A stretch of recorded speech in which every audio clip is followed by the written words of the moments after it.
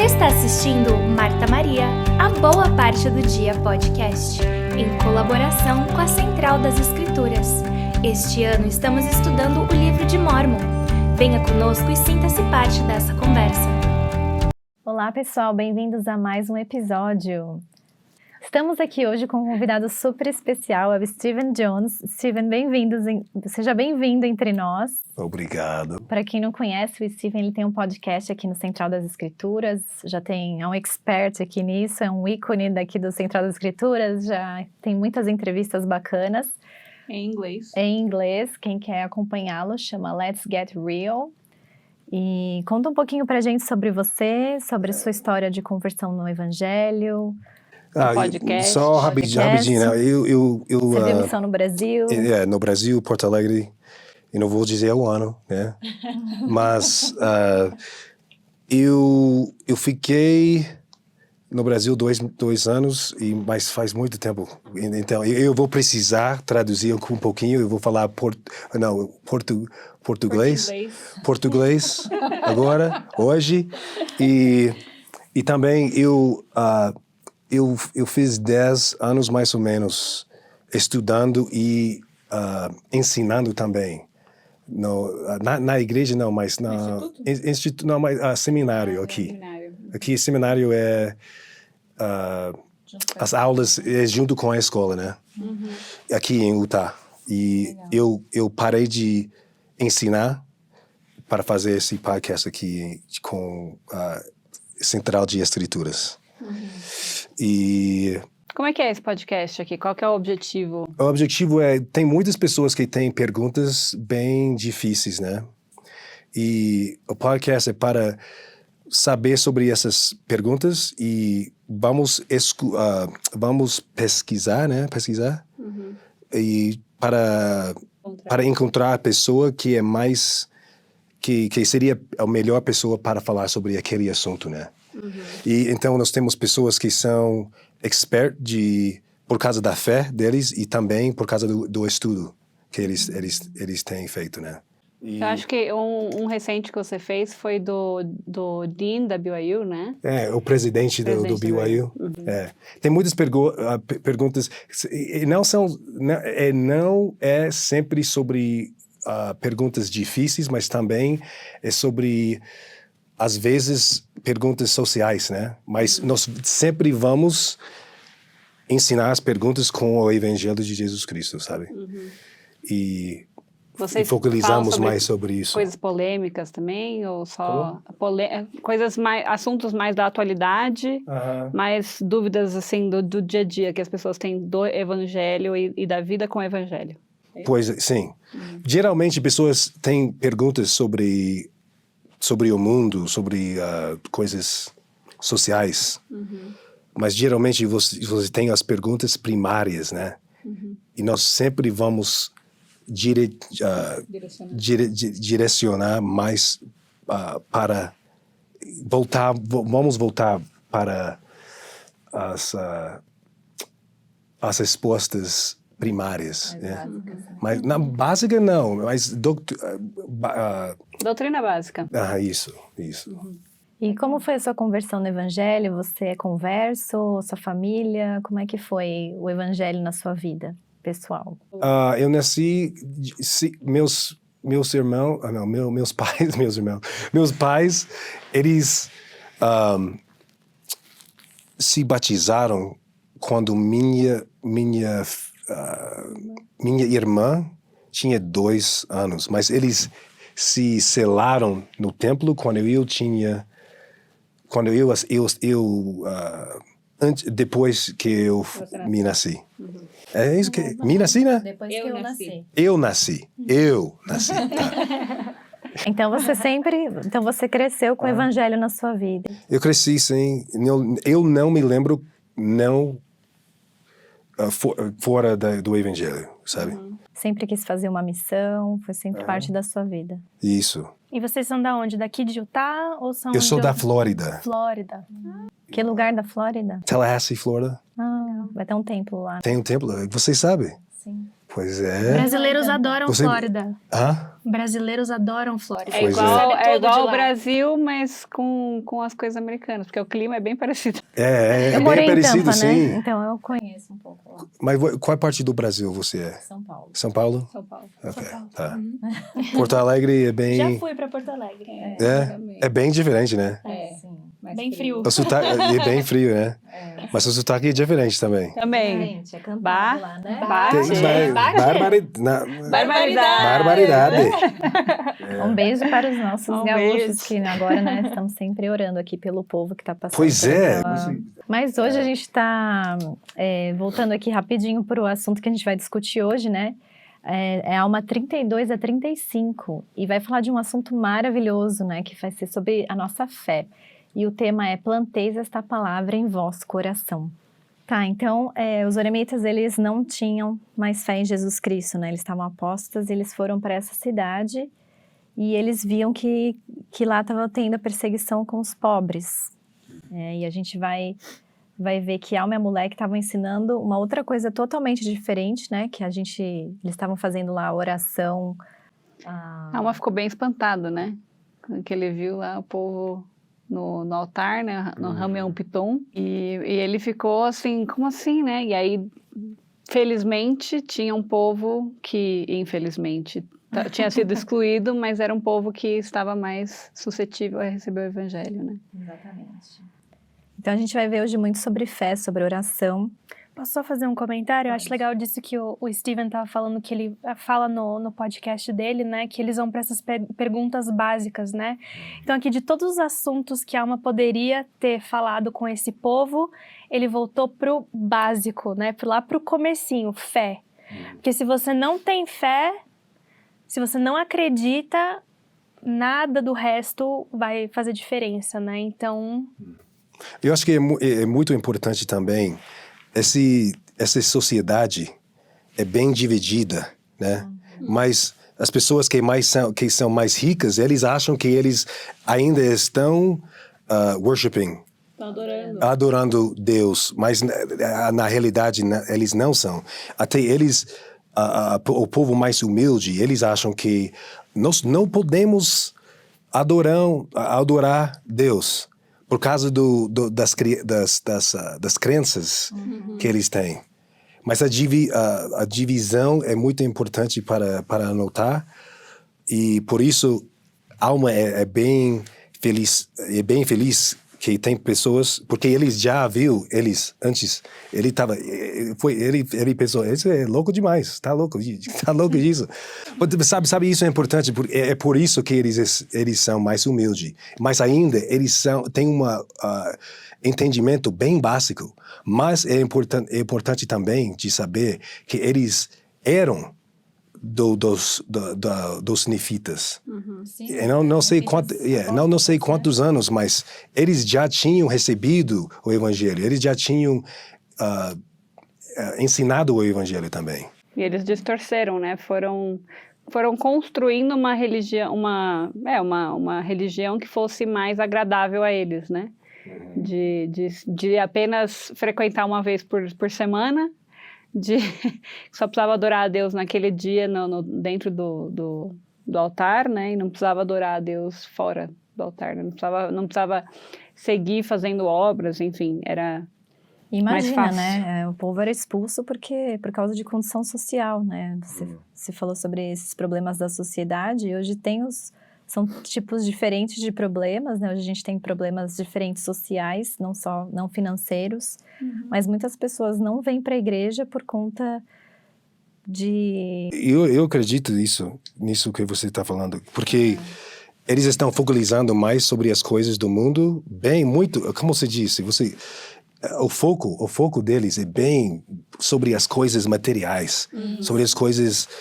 A perspectiva bem menor, né? Sim, as coisas terrenas, não é a perspectiva eterna, né? Então, e você falou da divisão, né? Satanás, ele usa dessas divisões para separar o povo, para criar intrigas, para criar brigas, guerras, porque ele sabe que se o povo está com guerra, eles vão estar com distração, e não vão estar unidos num propósito com o Senhor para poder adorá-lo, para poder santificá-lo, né? Inclusive famílias, né? Desculpa. Não, eu ia falar, é interessante no versículo 2, né, que ele fala assim: e aconteceu que depois de muito trabalho começaram a ter êxito com a classe pobre.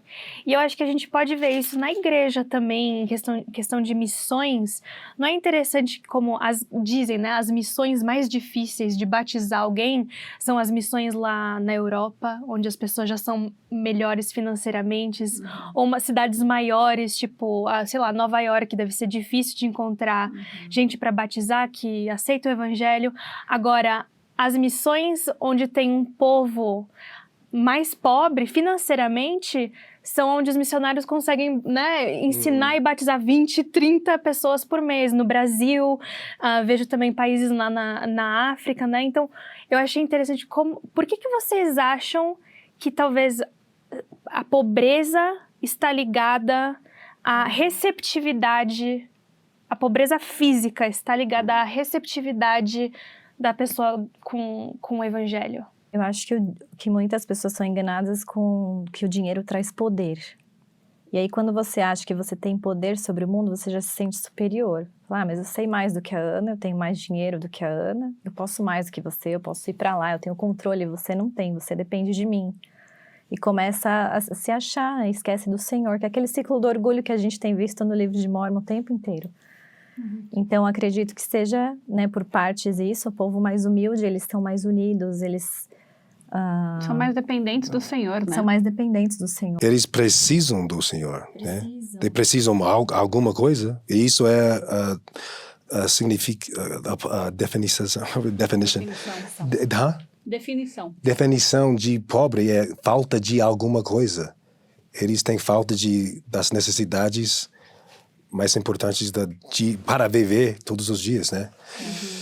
Mas você pode ser pobre do mundo, sabe? Você pode ser pobre do mundo. Você pode ter falta das coisas do mundo. Isso é mais importante para ter também. As pessoas que querem menos sobre as coisas do mundo são mais receptivas da palavra de Deus também. Que é o que fala no finalzinho do 4, fala assim, que eram os humildes de coração por causa da sua pobreza quanto às coisas do mundo. E quando você vai no Guia de Estudo das Escrituras, ele fala que nas Escrituras o termo pobre refere-se a pessoas que não dispõem de bens materiais, como alimento, vestuário e abrigo, ou pessoas humildes e sem orgulho. Acho que essa palavra é chave, né? O orgulho. Porque quando a gente tem orgulho, a gente se põe em primeiro lugar e todo o resto, né? Todo mundo abaixo disso é inferior. E quando a gente está humilde, sem orgulho, a gente depende mais daquele que nos criou. Né? E a gente acredita mais que os milagres podem acontecer, porque a gente precisa desses milagres, né? Quando a nossa fé é mais questionada, né? Quando a gente está... Não quando a nossa fé... Quando as nossas dificuldades são mais fortes, a gente depende mais da nossa fé do que quando a gente está thriving, quando a gente está bem de vida, né? Quando a gente está só conquistando as coisas que a gente tem que conquistar, a gente pode esquecer do Senhor. Porque aí tem muita distração, né? Pode-se comprar tudo com dinheiro nesse mundo. Então, a gente pode viajar, a gente pode fazer, mas a gente sabe que não é o que vai levar à felicidade, né? Tem muita gente rica e pobre de espírito. Então, assim, no fim tudo é espiritual, né? Mas a gente precisa do dinheiro para viver. A gente sabe que o dinheiro a gente vai, até Cristo voltar, né? A gente vai ter que saber viver com as necessidades e a gente tem que ter essa consciência de ter o suficiente para as nossas necessidades e não deixar que isso suba para nossa cabeça. E o Senhor abençoa, né? O Senhor assim, abençoa. A gente pode ser pobre de início de bens materiais, mas quanto mais a gente anda com o Senhor, muitas vezes Ele nos dá o poder aquisitivo, Ele nos dá o bem material para que a gente possa ajudar os outros. Muitas vezes a gente se torna o instrumento nas mãos de Deus que vai ajudar outras pessoas a também erguerem sua vida, né? Quantas pessoas a gente já não conhece hoje que ajudam a igreja um monte, por serem pessoas mais bem de vidas, não só com o dízimo que elas também pagam, mas muitas vezes elas se doam a trabalho, né, vão em missões porque elas já são autossuficientes e elas têm já bens, casas, e enfim, eles conseguem servir, pregar o evangelho o tempo todo. Eu penso no trabalho que a gente faz aqui na Central das Escrituras, né? A Central das Escrituras só existe por causa de doações, né? De membros da igreja que são fiéis e que acreditam na missão e que têm esse dinheiro para poder, né, doar. Então, que bênção que é. Que tem um testemunho muito forte. Essas pessoas são exemplos, né? De que vivem o evangelho no âmbito mais, né, assim, eles vivem o evangelho e eles servem com o que eles têm, né? Muito lindo isso. E o que a Alma tá querendo ensinar aqui agora, que a gente vai ver, é sobre humildade, né? Depois ele vai falar sobre fé. Mas tocando no início da humildade, quando a gente abre o guia de estudos, fala fazer com que alguém seja manso e doutrinável, ou a condição de ser manso e doutrinável. A humildade inclui reconhecermos a nossa dependência de Deus e desejarmos sujeitar-nos à sua vontade. Então, o que vocês pensam? Como a gente pode ser mais humildes no nosso dia a dia? Às vezes, quando nós falamos sobre humildade e orgulho, é fora de o que realmente ele está dizendo aqui. Porque é fé em Jesus Cristo. Então, até capítulo 32 e 33, isso é o começo, né, de falar sobre fé. Ele está dando eles uma fundação, até ele vai falar sobre por que fé é importante. E você perguntou sobre humildade no contexto de fé em Jesus Cristo. Nós temos humildade sabendo que tudo que nós temos é dele, né? Nós recebemos tudo dele, tudo que nós temos é dele. E às vezes, quando nós temos orgulho, é quando nós esquecemos ele. Nós deixamos ele ao lado, né? Mas quando eu penso assim, como posso me avaliar hoje, que eu estou sendo humilde? Será que quando eu vou para o templo, eu demonstro a humildade? Quando eu faço as pequenas coisas, estou demonstrando uma certa humildade para o Senhor, que eu estou sendo doutrinável, estou querendo fazer a vontade dele. Fiquei pensando assim, nesses pontos que a gente pode ponderar para mostrar essa humildade para o Senhor, sabe? Para ele ver para a gente se ponderar, se a gente realmente está sendo humilde, né? Para ouvir a palavra, que é o que vai vir, né? E ele fala que essa palavra, no final do 5, o que devemos fazer? Vamos ler. Posso ler? Leia. E aproximaram-se de Alma, e o mais influente deles disse-lhe: que deverão fazer estes meus irmãos, pois são desprezados por todos devido à sua pobreza? Sim, e principalmente por nossos sacerdotes, pois expulsaram-nos de nossas sinagogas, em cuja construção trabalhamos muito com nossas próprias mãos. Expulsaram-nos devido à nossa grande pobreza, e não temos um lugar onde adorar nosso Deus. Que devemos fazer?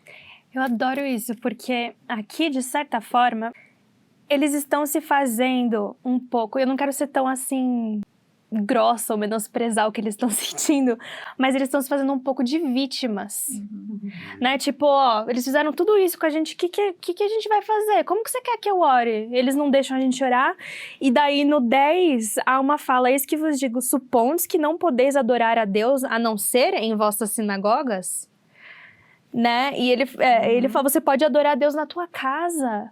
Você não precisa ir na sinagoga para fazer oração, para adorar a Deus, né? Então, eu acho que aqueles caras um pouco presos no tipo, não tem o que fazer, eles estão fazendo Só posso isso. falar com Deus ali. Né? E eu gosto muito também, se você continuar lendo, Alma diz, em 12, ele fala assim: ainda bem que vos afastaram de vossas sinagogas, para que sejais humildes e aprendais sabedoria, pois é necessário que aprendais sabedoria, porque foi por terdes sido afastados e desprezados por vossos irmãos devido à vossa extrema pobreza, que haveis humilhado o vosso coração, porque fostes obrigados a vos humilhardes. Então a alma aqui está falando, mas ainda bem que vocês estão passando por tudo isso. Ainda bem que eles expulsaram vocês. Ainda bem, porque senão vocês não teriam sido humildes, não teriam se humilhado. E essa pergunta eu achei essencial para a gente se fazer. O que me falta ainda, tem até um discurso do Elder Lawrence na conferência de outubro de 2015, e ele cita que o presidente Harold B. Lee falou o seguinte, ele disse, todos nós, se desejarmos alcançar a perfeição, precisamos num momento ou outro fazer a seguinte pergunta a nós mesmos, o que me falta ainda? E aí ele fala, né, pode ser parar de reclamar, ele conta a experiência das pessoas que falam, né, e isso eu queria deixar para vocês aí que tá assistindo a gente se perguntar, né, fazer essa pergunta para o Senhor. O que me falta ainda? O que será que o Senhor espera de mim, né, em relação ao que eu posso fazer mais? Como que eu posso ou deixar de fazer, né, tem essas duas perguntas que a gente pode fazer aqui que eu... Arrependimento, né, isso, você não pode falar sobre fé sem arrependimento. É sempre alguma coisa que você precisa deixar ao lado para ficar mais focalizado em Cristo, sabe? E isso é a pergunta que ele está dizendo. Eles não sabem isso, né? Mas a verdade é que eles precisam de mudar o foco. Eles acham, eles nem conhecem ele, né? Eles acham que ele só fica na igreja. É isso que eles estão pensando. E as pessoas, eles têm falta de Cristo. As pessoas mais ricas aqui, nesses capítulos aqui. Mas eles têm falta de coisas. Mas eles precisam de aprender mais. E isso, o que está abrindo para eles agora é, você não tem dinheiro, você não tem coisas, mas você ainda não tem Jesus Cristo. E isso é que você precisa. E ele vai ensinar como eles podem ter isso, né? Isso me lembra de um discurso do presidente Monson, que ele conta a história de um fazendeiro e daí tinha um bush, um arbusto. E daí o fazendeiro vai lá e corta o bush, o arbusto, e daí ele fica, mas por que você tá me cortando? Por que você tá fazendo isso comigo? Eu quero crescer. E daí ele fica, calma, né? Eu sei o que eu tô fazendo. Ele vai lá e corta ele mais. E daí até que, enfim, cresce pra ser uma árvore, um arbusto, uma planta de fruta, não lembro exatamente o que era, mas a gente pode postar para vocês o vídeo. Mas daí o jardineiro, ele fala, eu sei o que é melhor e eu tô te cortando para que você possa crescer mais firme, né? Então eu pensei nisso, nessa situação que eles estão aqui. A gente já é humilde, de tipo, sermos pobres, não temos bens materiais, somos expulsos das sinagogas, eles estão se sentindo só cortados e cortados e cortados e cortados. Mas toda essa adversidade foi o que fez eles se tornarem mais receptivos, mais abertos, não pobres, ricos em espírito. E o Tyler falou isso no podcast dele, ele falou, o Senhor, ele tem que ter pessoas humildes ao lado dele, se a gente quer se tornar como ele. Então, ou a gente é humilde, ou ele vai nos tornar humilde. Mas eu quero perguntar alguma coisa para você. O que é realmente que ele quer que eles sabem? O que eles entendem? O que ele está querendo? O que ele quer que eles aprendam? Isso. Porque às vezes nós falamos sobre fé. Eu quero ter fé. Porque eu quero entrar naquela universidade. Isso é bom, né? Mas ele quer sobre isso, né? Ele se importa com isso, né? Mas ele quer mais sobre, eu acho que em capítulo 33, né? De 34, 34 e 34, pois é que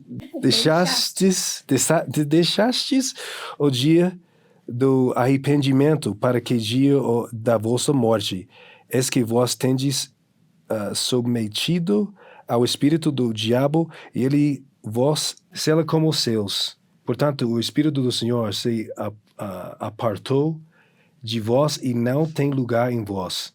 Tudo que nós fazemos aqui vai conosco no vida para a eternidade.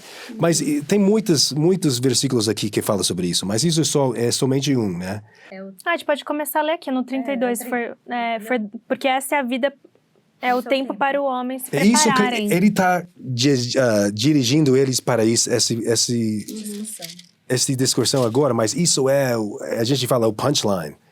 Isso é a coisa que ele quer que eles saibam, né? É o foco principal de toda a mensagem. Isso, mas é importante saber isso porque eles estão pensando, nós somos deixados da igreja, né? Como se fala? Eles saíram da igreja, mas Jesus Cristo foi exposed também. Eles sabem mais do que qualquer pessoa, sobre ser rejeitado, ser expulso, cuspido, tudo. Eles sabem o que leva uma pessoa de chegar a este ponto aqui, para a vida eterna. E isso que eles querem que eles saibam. O que você está falando aqui, ele começa o discurso falando sobre humildade, a necessidade da gente ter provações, a adversidade. Daí ele vai falar de fé. O que fazer para fé para chegar naquele ponto? O sermão da montanha. Qual é a primeira coisa que ele fala? Bem-aventurado. São os pobres. Espírito. Os pobres. Sim. É o começo. E para ele também. Ele nasceu pobre, humilde. Mas o espírito dele é forte do que qualquer coisa, né?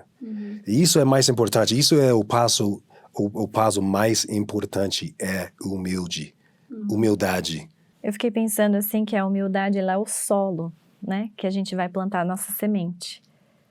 E aí a gente planta a semente e aí o que vai fazer a semente crescer é a nossa fé. Não que a fé seja a semente, mas a gente precisa nutrir ela. O que é o semente? É fé ou a palavra? A palavra. A palavra de Deus. É a palavra de Deus. E eu fiquei pensando também, se a gente começa a pensar em Gênesis, a criação começou com o quê? Com uma palavra. Então ele está formando aqui o nosso caráter de Deus para sermos como Ele. Porque Ele nos deu humildade, nos deu a palavra e a semente, a palavra vai fortalecer a nossa semente. E aí é o poder das palavras que estão tendo na nossa vida. Quais as palavras que a gente está deixando inchar mais a nossa semente, que está mostrando quem realmente nós somos, né? E é isso que está nos tornando, tá nos aproximando mais do Senhor ou está nos levando mais para o outro caminho? Acho que, vamos ler o 19 do 32, desculpa. 32, né? 32. E agora, quão mais amaldiçoado é aquele que conhece a vontade de Deus e não a pratica, do que aquele que somente acredita ou que somente tem motivo para acreditar e cai em transgressão? 20. Ora, isto deveis julgar. Eis que vos digo que de um lado é como do outro, e cada homem receberá de acordo com suas obras. E aí agora ele vai começar a explicar a fé, né? E eu acho legal que a gente tem um outro estudo que ele fala dos 5 passos que podem levar a uma fé forte. E tá tudo aí, desde o 21 até o 43, são 5 passos que levam essa fé forte. Vamos ler o 21, que poderoso. Então, aí o 21 e 22, o primeiro passo é esse, que é esperar que o evangelho seja verdadeiro. Esperar, essa palavra-chave. Esperar que o evangelho seja verdadeiro e então procurar as evidências. Se você esperar que o evangelho seja verdadeiro, procurará evidências de que ele seja. Se você procurar por evidências, você as encontrará. E você terá o início da fé e você vai começar a acreditar. Então, lê pra gente o 21 e 22. E agora, conforme falei com referência à fé, fé não é ter um perfeito conhecimento das coisas, portanto, se tendes fé, tendes esperança nas coisas que não se veem e que são verdadeiras. E agora, eis que vos digo, eu quisera que de um lado vos lembrasseis de que Deus é misericordioso para com todos os que acreditam em seu nome. Portanto, desejo em primeiro lugar que acrediteis, sim, que acrediteis em sua palavra. Esse é o comecinho, o primeiro passo, acreditar, porque aí a gente procura as evidências. Né? Quando a gente deixa de acreditar, aí a gente esconde as evidências embaixo do tapete. Né? Ah, não, isso aí é tudo mentira. Mas eu penso também, se a gente tem as evidências, a gente não precisa ter mais fé. Então, se o Senhor quer que a gente cresça e exerça a nossa fé, Ele não precisa revelar tudo agora. Ele precisa que a gente exerça a nossa fé. Ele é maior do que qualquer evidência natural, material. As coisas materiais que você pode ver com seus olhos. Ele é bem maior do que qualquer coisa que você pode ver. E por isso, evidência é bom, mas não é tudo. E de novo, novamente, as evidências, a palavra, quais são as coisas que ele já nos prometeu para nós? Quais são os convênios que ele nos deu? Isso que ele está pedindo, ele está tentando ajudar eles a lembrar do convênio que ele tem com esse povo. E ele vai começar a dizer, você lembra disso? E ele vai contar sobre Zenos, né? Mas ele está dizendo sobre as promessas, os convênios que eles já receberam, sabe? E você pode experimentar com as coisas que não são realizadas para eles ainda. E esse é o segundo passo, test drive. Test drive é o segundo passo. Faça um test drive do Evangelho. Em outras palavras, experimente. Teste-o completamente. A alma instrui esses zoramitas a experimentar o Evangelho. Esse estudo é do David Ridges, eu posso postar para vocês depois. Então, e aí a gente vai ler o 27 e 28. Pode ler, Ana? Nossa. Mas eis que, se despertardes e exercitardes as vossas faculdades, pondo à prova as minhas palavras e exercerdes uma partícula de fé, sim, mesmo que não tenhais mais o desejo de acreditar, deixai que esse desejo opere em vós, até acreditardes de tal forma que possais dar lugar a uma porção das minhas palavras. Comparemos a palavra a uma semente. Ora, se derdes lugar em vosso coração para que uma semente seja plantada, eis que, se for uma semente verdadeira, ou seja, uma boa semente, se não a lançardes fora por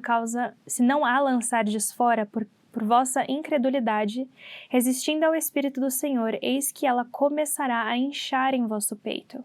E quando tiverdes essa sensação de crescimento, começareis a dizer a vós mesmos: deve ser uma boa semente, ou melhor, a palavra é boa, porque começa a dilatar minha alma, sim, começa a iluminar-me o entendimento, sim, começa a ser-me deliciosa.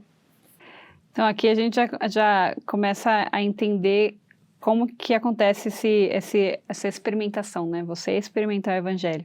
E é legal que ele entra também já no terceiro passo, que é aprender a reconhecer quando o Espírito está trabalhando em você.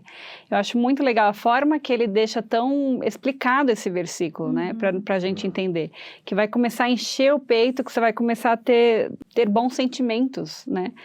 E começa Você vê que é bom, é uma boa semente, sentimentos bons. E ele usa o verbo de iluminar, que é a luz, né? Jesus Cristo é a luz, ele é pura luz na nossa vida, ele é o que dá luz a todo o nosso ser, né? O nosso dia a dia. E ele usa isso, né? Pra gente, que vai iluminar o entendimento. E isso é uma outra coisa que a gente também está buscando evidências, ou essas coisas, quando a gente tem essa luz de entendimento na nossa vida, vai vir pouco a pouco, né? Um pouco aqui, um pouco ali. Mas quando começa a se entender, o Senhor quer comunicar com a gente. É uma igreja de revelação, né? Não só uma igreja, é um evangelho, é uma doutrina de revelação. E a gente vai começar a ter esse entendimento, até o Espírito Santo nos iluminando para saber o que fazer, nos orientando. Mas vamos fazer isso ficar mais pessoal, né?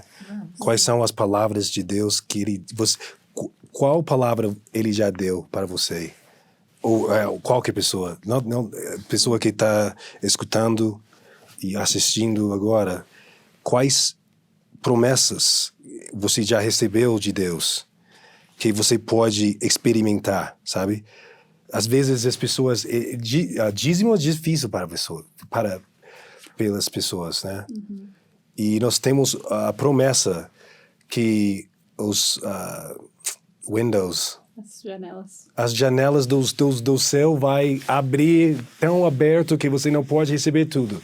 E quando você tem dinheiro e coisas são difíceis, como as coisas estão agora por muitas pessoas, É difícil pagar dízimo, né? Mas como nós podemos experimentar com a palavra de Deus, sabe? E você tem uma bênção patriarcal, né? Tem coisas na sua bênção que você está pensando, não pode. Que é isso? Isso não pode acontecer. Na minha vida, não. Mas ele está dizendo, experimentar. Só abre um pouquinho espaço pela palavra de Deus. E não é somente... às vezes nós lemos isso e estamos pensando sobre esse povo aqui, né? Mas ele está dizendo para nós agora, as palavras que ele já nos deu, nós podemos experimentar assim. Eu penso também na promessa de arrependimento, né? Porque às vezes é uma coisa que você sente que você pecou tanto que como que o Pai Celestial vai me tornar limpo, completamente limpo? Como que Jesus Cristo faz esse milagre? Não, para mim, não tem como, não tem, né? Isso é uma coisa que eu pensei também, que a gente tem que acreditar, a gente tem que acreditar no arrependimento, acreditar na expiação. A promessa, né? Na promessa, é? Eu gosto muito que ele fala, né? Mesmo que não tenhais mais o desejo de acreditar, né? Então, é só um desejo de acreditar. Se você não acredita, não tem problema, mas se você tem o desejo de acreditar, já é o suficiente. Se você quer acreditar na promessa do arrependimento, se você quer acreditar na promessa do dízimo, já é o suficiente para você começar a deixar essa plantinha germinar. E eu tenho pensado muito sobre isso ultimamente, assim, na questão de pessoas que se afastam, ou como que eu posso reconhecer se eu estou me afastando do evangelho aos poucos, né? Porque, assim, eu vejo que grandes amigos se afastaram completamente e eu penso, mas era tão forte, era uma pessoa tão, né, assim, que sempre prestava testemunho, que estava firme no evangelho, você via que a pessoa tinha um testemunho.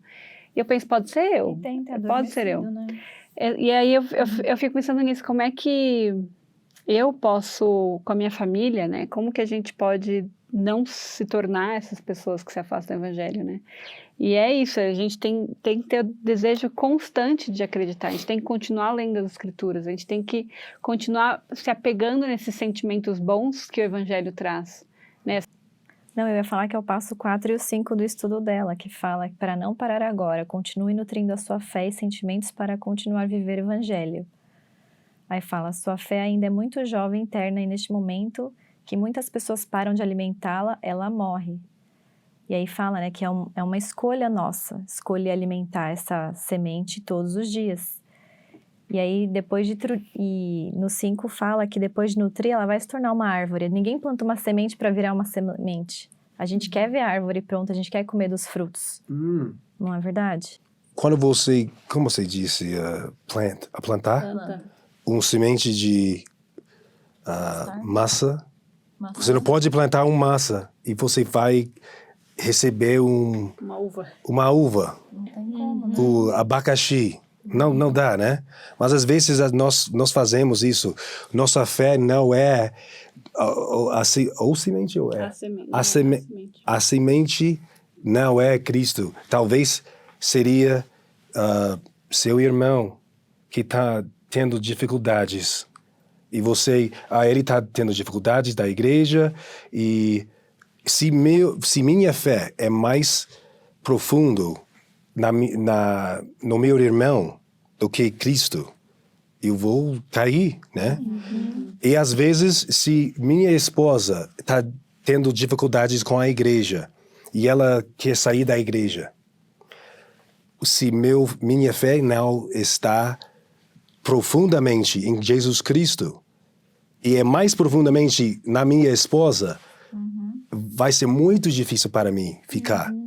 É verdade. E é muito importante de explicar que a semente não é fé, a semente é a palavra de Deus, a palavra de Jesus Cristo, sabe? E eu acho que é isso que eu estou dizendo, e estou vendo, não é sempre todas as vezes, né? Mas nunca vai ser de nada, sabe? Eles saíram da igreja por causa de nada. Nunca é assim. E aí, vamos ler então o 37 e É que dá vontade de ler todos, né?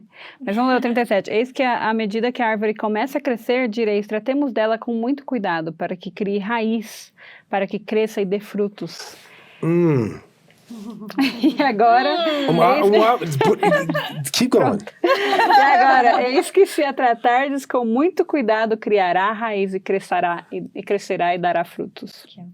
Mas, se negligenciardes a árvore, deixardes de tratá-la, eis que não criará raiz, e quando chegar o calor do sol e a abrasar, secará por falta de raiz, e arrancá-las eis, e lançareis fora.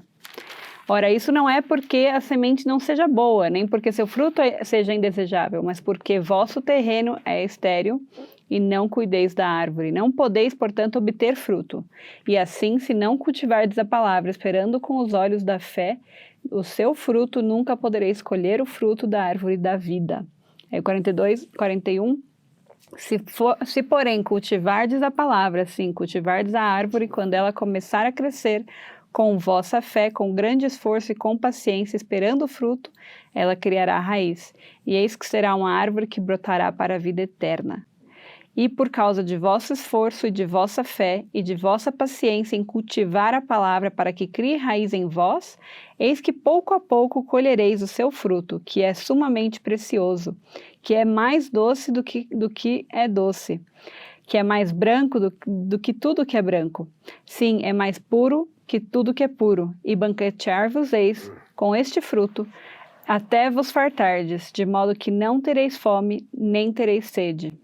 Então, meus irmãos, colhereis a recompensa de vossa fé, e de vossa diligência e paciência e longanimidade, esperando que a árvore vos dê fruto.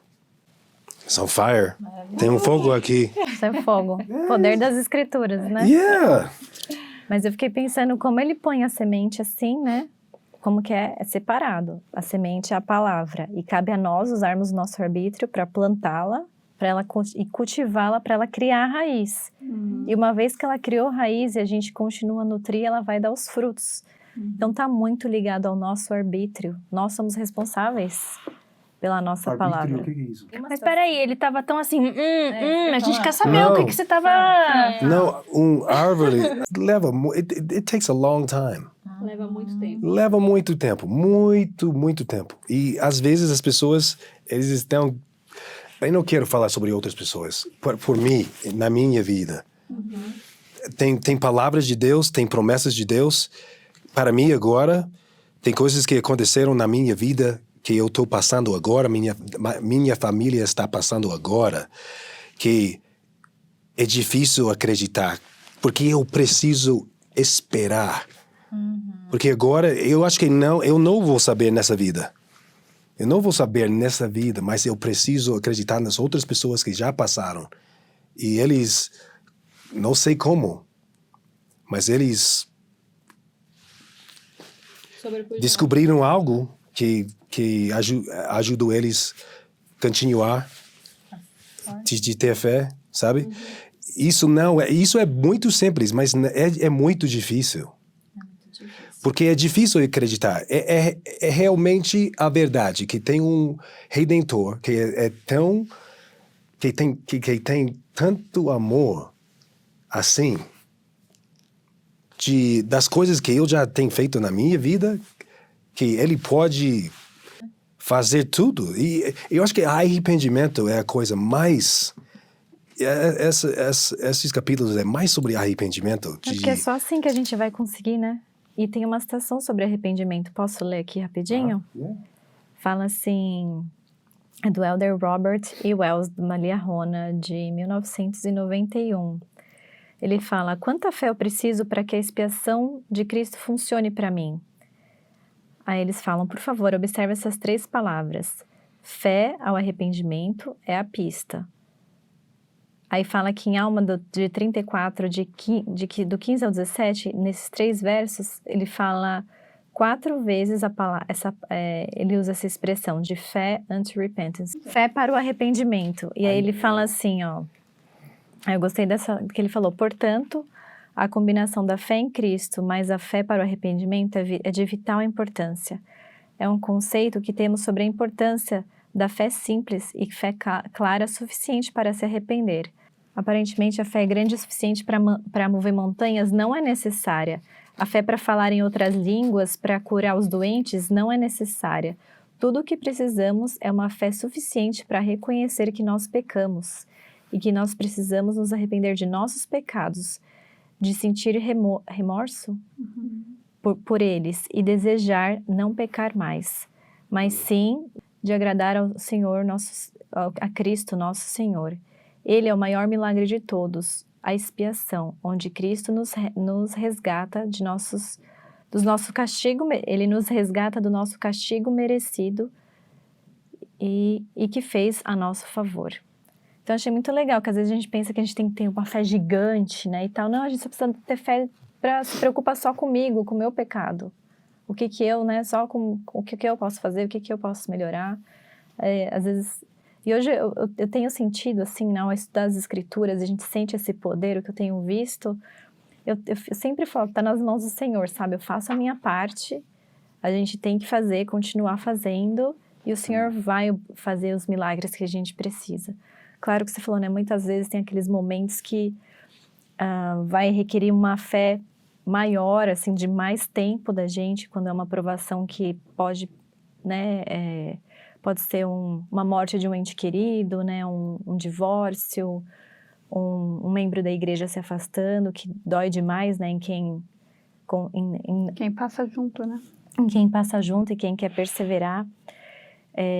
Mas é possível, né? O Senhor vai estar do nosso lado quando a gente se arrepende e se preocupa conosco. Eu acho que foi no livro do Dave Bridges que eu li esse pensamento dele, que ele fala assim que é interessante quantas vezes ele fala aqui no capítulo a palavra semente. Semente, semente, semente, semente, semente, semente, a semente cresceu, a semente, blá, blá, blá, blá. Daí só no final do capítulo 32 que virou uma árvore, né? E que é isso, às vezes demora. E a palavra ou o nosso testemunho sobre certa coisa, sobre essas promessas que a gente está falando, vai demorar. E vai ser uma sementinha por muito tempo, e muito tempo, e muito tempo. Demora, é aquilo que você falou. Não tem aquelas árvores lá acho que na Califórnia, que são tipo as sequoias, isso, são 1 milhão a idade delas é tipo 1 milhão e não sei quantos, sabe, de ano. Demora muito, muito para crescer. E daí no 42 ele fala, né, é por causa de vosso esforço, da vossa fé, da vossa paciência em cultivar, para que crie raiz em vós, né? Então, às vezes, a gente fica um pouco desesperado. Nossa, mas eu não sei tudo, eu não acredito. Isso que você falou da bênção patriarcal, nossa, é uma coisa muito... Acho que todos nós temos sentimentos parecidos, né? Como que a minha bênção patriarcal vai se tornar realidade? Eu não consigo ver, Senhor, eu não consigo ver. Né? E talvez dure a nossa vida inteira dessa promessa sendo uma sementinha. E ela vai ficar lá, uma sementinha. Mas a gente não pode desistir de cultivar, de aguar, de plantar, de cuidar do solo. É ter a fé, né? Que um dia a gente vai ver essa promessa. Nos discursos de fé, e fala sobre isso, um dos primeiros passos é de conhecer, como se diz, O caráter. O caráter de Cristo, né? E em capítulo 33, né? Ele vai nos dar um exemplo da caráter. Caráter. Caráter. Isso. De Cristo, né? A primeira coisa que ele falou no começo do livro de Mormon também, em 1 Nefi, capítulo 14, eu acho que é 14. Ele fala para Lehi, eu sou misericordiosa. Misericordioso. Eu sou misericordioso. A primeira coisa que ele quer que nós saibamos sobre ele é que ele é misericordioso. Ele está falando a mesma coisa aqui também. Mas, e no fim do capítulo 1 de Nefi, em capítulo 20, Nefi, vos mostrarei que as ternas misericórdias do Senhor estão sobre todos aqueles que ele escolheu por causa da sua fé, para torná-los fortes com o poder de libertação. Mas, e aqui, em 33, né? E versículo 4. Quer que eu leia? Zenos está falando aqui. Eu vou começar no 13, ele está falando, né? Não vos recordais de haver lido que Zenos, o profeta da antiguidade, disse a respeito da oração, ou melhor, da adoração? Pois ele disse, és misericordioso, ó Deus, porque ouviste a minha oração até mesmo quando me achava no deserto. Sim, foste misericordioso quando orei a respeito deles, que eram meus inimigos, e fizeste com que se voltasse para mim. 8. Ele fala várias vezes, é misericordioso, tu és misericordioso. Isso é uma oração, né? Ele sabe, Zenos sabe, a oração dele é que eu sei que você é misericordioso. Eu sei quem você é, eu conheço você, eu sei que você é assim. E por causa disso, eu posso ter fé em você. E a gente, será que tem essa conversa com o Senhor, né? Sim, eu pensei nisso. A gente realmente acredita e sente na nossa vida que Deus é misericordioso conosco? Ou a gente, nas nossas orações, a gente tá sempre, ai, Deus, mas por que isso acontece comigo? Por quê? Porque minha vida, eu não tenho isso, eu não tenho aquilo. A gente realmente vê essas provações como um aprendizado e a gente vê as misericórdias de Deus durante a provação? Ou usar aquela pergunta, né? Tirar o porquê e colocar o que quer que eu faça, o que eu preciso aprender com isso. Acho que até hoje a gente estava conversando sobre alguma coisa e não lembro quem comentou, ainda bem que não aconteceu pior, né? Não lembro o que era que a gente estava falando, mas na hora... Foi da sua queda. É que eu machuquei, aqui, ó. Aí eu falei, poderia ser pior, né? Falei pra você. Então, assim, realmente, o Senhor foi misericordioso comigo, que nada pior aconteceu. Mas são essas pequenas coisas que a gente tem que lembrar, né? Às vezes um arranhão poderia ter sido um braço quebrado. Nossa, poderia... com certeza. Nós vivemos numa vida, numa fallen world. Num mundo decaído. Né? E tanto que a gente precisa do sacrifício do Senhor, porque Ele veio para resgatar esse mundo decaído. E aí no 34:10 ele fala dessa doutrina, né, que é pura doutrina esse aqui, que fala porque é necessário que haja um grande e último sacrifício, sim, não sacrifício de homem, nem de animal, nem de qualquer tipo de ave, pois não será um sacrifício humano, deverá, porém, ser um sacrifício infinito e eterno. E Cristo, ele tinha isso, né? Ele tinha a parte terrena de Maria, de poder passar, foi pela morte. Mas ele tem o poder de Deus, porque ele não precisava passar pela morte, ele se deixou fazer esse sacrifício. Eu achei muito interessante, tem até uma citação que fala assim, o homem não pode ressuscitar a si mesmo, o homem não pode salvar a si mesmo, o poder humano não pode salvar o outro, o poder humano não pode expiar os pecados de outro. A obra de redenção deve ser infinita e eterna, deve ser feita por um ser infinito. O próprio Deus deve expiar os pecados do mundo. Isso está no Elder Bruce McCon, que falou em 1985. Isso é o fruto que ele está dizendo. Isso é o fruto que é mais puro, que é mais branco, que é mais delicioso. Isso é o fruto que nós podemos viver para sempre. Isso que nós estamos esperando por isso. Sabe? É melhor do que para chegar e entrar em uma universidade. Sabe? Esse versículo, sabe, em Revelação, o livro de Revelação, no Novo Testamento. Isso. É isso? Apocalipse, é isso? É 21, versículo 19. Ele disse que ele está explicando que um dia não vai ser mais... he'll wipe the tears away from our eyes. Ele enxugará as lágrimas de nossos olhos.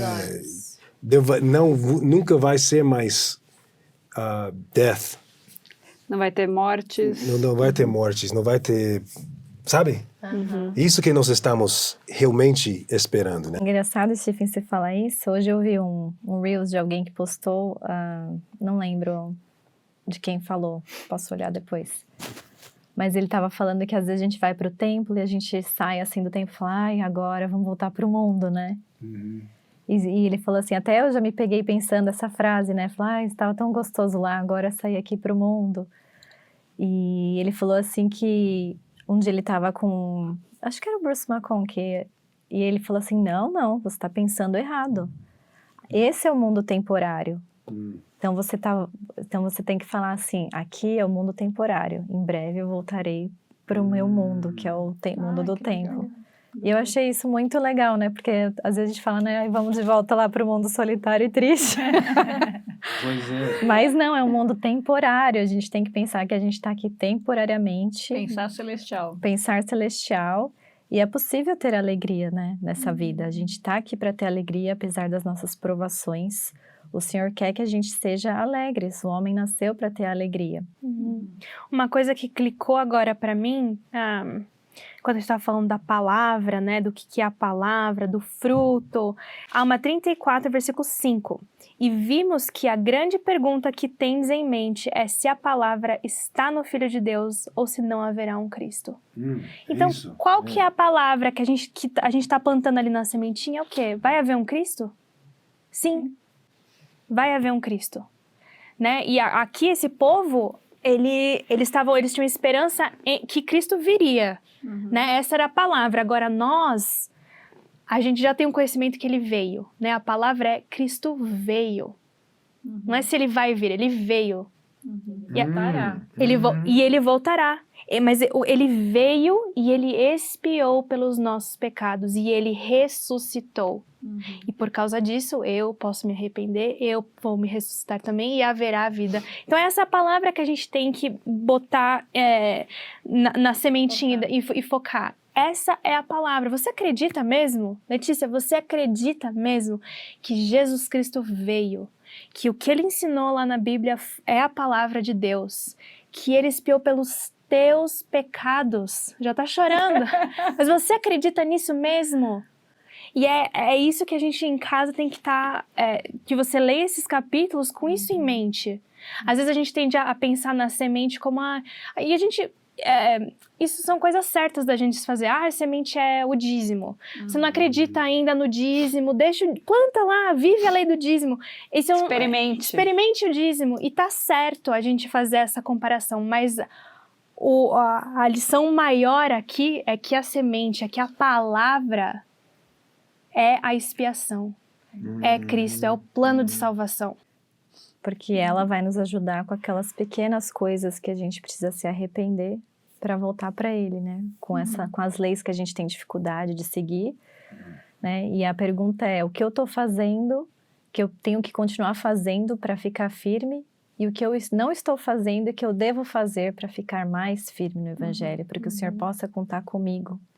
E muitas vezes a gente acaba sendo os que geram a semente no coração dos outros, né? Qualquer um de nós pode ser essa pessoa para outra pessoa. É legal que o David Richards, ele contou uma história de uma pessoa, de um irmão, que ele passou a vida muito difícil. Ele foi abandonado pela mãe, acho que quando nasceu, e aí viveu com o pai, e aí o pai também abandonou. Teve uma vida muito complicada. Ele vivia em fazendas, trabalhava e dormia perto da irrigação, assim, ele teve uma vida muito sofrida. Mas teve uma família que um dia deu de comer para ele e falou, olha, gente, desculpa que a gente não tem nenhuma cama para você, mas a gente tem um sofá para você dormir, porque a gente tem muitos filhos aqui. E aí ele dormiu no sofá e assim, ele conheceu aquela família, mas não ficou muito tempo com eles, continuou sua vida e ele acabou indo para o crime e acabou sendo preso. E na prisão ele ficou amigo de um homem que morreu dentro da prisão e como essa pessoa não tinha nenhuma família, não tinha nada, ele acabou sendo enterrado no território da prisão e ele pensou, eu não quero isso para mim. E ele lembrou daquela família que ele conhecia, os Mormons, na época, que ele lembrava que tinha os Mormons, e ele foi lá e pediu não era padre, mas alguém lá da prisão, que ele falou, quero estudar alguma coisa dos Mormons. Daí esse homem da prisão, ele virou e falou assim, mas o chaplain, como é que é chaplain? É meio que um padre, né, da Como prisão. se fosse um pastor, Um pastor, Ele logo virou para ele e falou assim, mas eu acho que você pode estudar qualquer religião, menos os mormons. Porque eles acreditam que você tem que trabalhar pela sua salvação. Mas ele ainda assim insistiu que ele queria aprender sobre os mormons. Então ele foi lá e deu uma cópia do livro de Mórmon. E como ele não sabia ler, um outro prisioneiro ajudou ele a ler esse livro de Mórmon com ele. E aí, por ter um bom comportamento, ele foi transferido para outra prisão. E ele disse que ele nunca ia poder sair com parole, Tipo, antes do tempo, né? De bom comportamento. Isso. E mesmo assim, ele conseguiu sair por bom comportamento e ele começou a ir para as reuniões da igreja. Mas a nossa igreja, ela tem meio que uma regra que enquanto você está em parole, enquanto você está meio que sendo supervisionado, você não pode ser batizado, ou pelo menos naquela época era assim.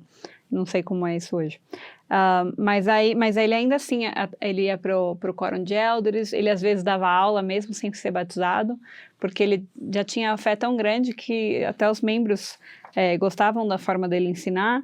Enfim, aí depois dele ter saído desse parole, ele foi concedido a permissão pela primeira presidência de ser batizado. E aí ele conta que ele mostra essa carta até para o David Ridges e mostrou que tudo isso aconteceu por causa de uma sementinha plantada por uma pequena família no coração dele. Uma família no meio da história da vida dele.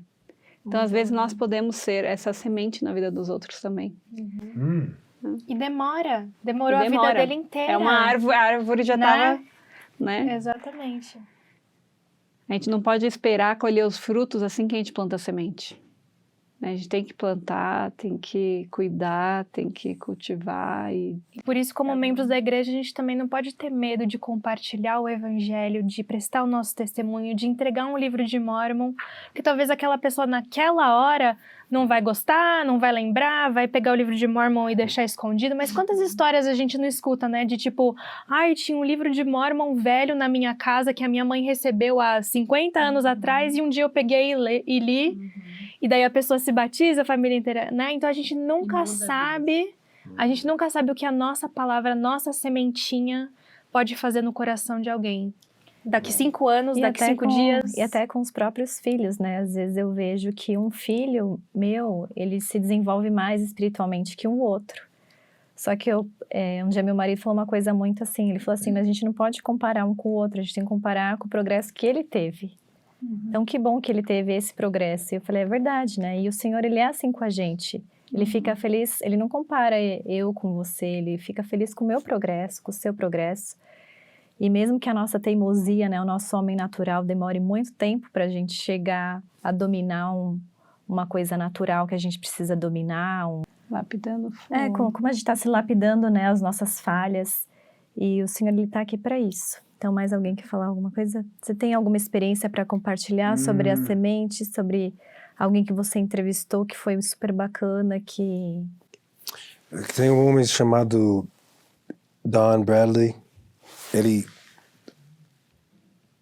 foi uma historian. Histórico. Mas ele fez histórico quando ele estava fora da igreja, ele estava fazendo histórica para a igreja, pela igreja. Ele era um historiador da igreja. Isso, historiador da igreja, mas ele estava tentando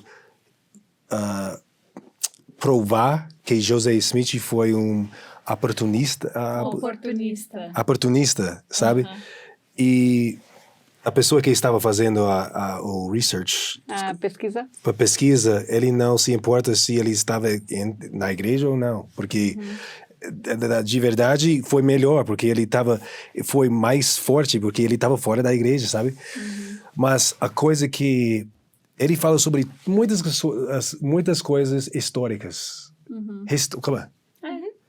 E a coisa que começou o caminho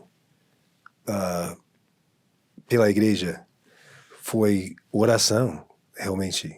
Foi humildade. Ele uma vez, ele estava estudando, fazendo pesquisa, sabe? ele estava numa sala assim, de fazendo research, ele se ajoelhou e ele começou a orar. E faz muito tempo que ele tinha orado, né? E foi muito poderoso o que ele contou para nós, porque ele disse que foi humildade e gratidão, porque ele disse, ele estava estudando sobre coisas mais filosóficas, sabe? E ele disse, eu quero ter mais gratidão, mas eu não sei quem eu vou dar a gratidão. E daí ele começou a dizer, talvez ainda tenha um Deus. Ele começou de orar, ele começou de experimentar na palavra de Deus sobre as promessas. E até também o irmão dele morreu. E foi quando ele começou de orar também. E pouco a pouco ele começou de voltar pela igreja e foi batizado de novo. E agora ele está fazendo um grande trabalho agora. Que legal. É. Você vê, né? Quando a gente coloca o Senhor, Ele faz milagres nas nossas vidas, né? Basta que a gente dê um primeiro passo, né? Uma pequena coisa. Não, eu só vou dizer assim, em 44, não. 33. Esse sistema, né? É um ciclo, né? De Deus, Ele nos fala alguma coisa. E daí nós temos uma escolha, né? Podemos agir e acreditar que Ele está dizendo, né? E daí nós fazemos aquela coisa e nós ganhamos mais assurance, não sei a palavra. Confiança, segurança. E daí nós estamos mais prontos, eu acho, para fazer de novo. E daí nós é mais assim do que assim, sabe? É um ciclo que sempre está acontecendo. Nós ouvimos a palavra de Deus, nós agimos, agimos naquela coisa e nós recebemos mais confiança e daí nós fazemos de novo e nós lembramos, ele disse assim em 44, né? Ele estava orando, ele disse, e você lembra em versículo 9, 33, versículo 9, ele disse assim, você lembra? Ele me ajudou antes, ele disse que vai ser assim, e foi assim, e agora eu posso ir com mais confiança agora, mas ultimamente, ele quer estar em ele quer que nós voltamos na presença dele. É isso que é a promessa que nós precisamos lembrar e também acreditar e agir de acordo com aquela belief. Crença, sabe? E este é o dia, né? Este é o dia da gente provar. Acreditar. 34, 35? 30? Isso. Começa o 30. Posso ler? Vai. Só para terminar isso aqui. Vai. E agora, meus irmãos, eu quisera que, depois de haverdes recebido tantos testemunhos, vendo que as Santas Escrituras testificam estas coisas, produzisseis frutos para o arrependimento. Sim, eu quisera que já não endurecesseis vosso coração, pois eis que agora é o tempo e o dia de vossa salvação, e portanto, se vos arrependerdes e não endurecerdes o coração, imediatamente terá efeito para vós o grande plano de redenção, pois eis que esta vida é o tempo para os homens prepararem-se para o encontro com Deus. Sim, eis que o dia desta vida é o dia para os homens executarem os seus labores. E agora, como vos disse antes, já que haveis tido tantos testemunhos, peço-vos, portanto, que não deixeis o dia do arrependimento para o fim, porque depois deste dia de vida que nos é dado, a fim de nos prepararmos para a eternidade, eis que se não fizermos o melhor uso de nosso tempo nesta vida, virá a noite tenebrosa, durante a qual nenhum labor poderá ser executado. Pois eis que se deixastes o dia do arrependimento para o dia de vossa morte, eis que vos tendes submetido ao espírito do diabo, e ele vos cela como seus, que é o que o Stephen leu. Portanto, o Espírito do Senhor se apartou de vós, e não tem lugar em vós, e o diabo tem sobre vós todo o poder, e este é o estado final dos iníquos. Mas Deus é misericordioso. E nós precisamos acreditar nisso. Confiar nisso. Essa palavra, esse Então, livro... Então eu queria finalizar com cada um falando uma palavra que aprendeu aqui hoje. Ixi. Humildade. Uma palavra mesmo? Humildade. Pode ser uma frase. Então tá bom. Um pensamento, uma frase assim, bem rápido. Eu posso ser mais humilde todos os dias. Acho que para mim foi relacionado à gratidão, de ser grato todos os dias, mas em relação a notar a misericórdia de Deus, sabe? Realmente ver isso na minha vida e agradecer ao Pai Celestial por sua misericórdia. Uma palavra... O que você aprendeu? O que ficou mais forte nesse estudo para você hoje? Porque eu sei que Jesus Cristo é misericordioso. Eu posso saber disso por causa desse livro aqui. Ele é tão misericordioso que ele deixou esse livro para nós lembrarmos isso. Ele ainda está tentando salvar todas as pessoas. Sim. E você? Eu gostei de nutrir a nossa semente com a boa palavra. E a palavra, né, é a luz de Cristo que vai semear no nosso coração, encher e vai ser o mais delicioso de tudo. Então, muito obrigada, Steven, por você ter estado aqui com a gente. Foi muito boa a sua participação. A gente adorou ter você aqui. Obrigada, meninas.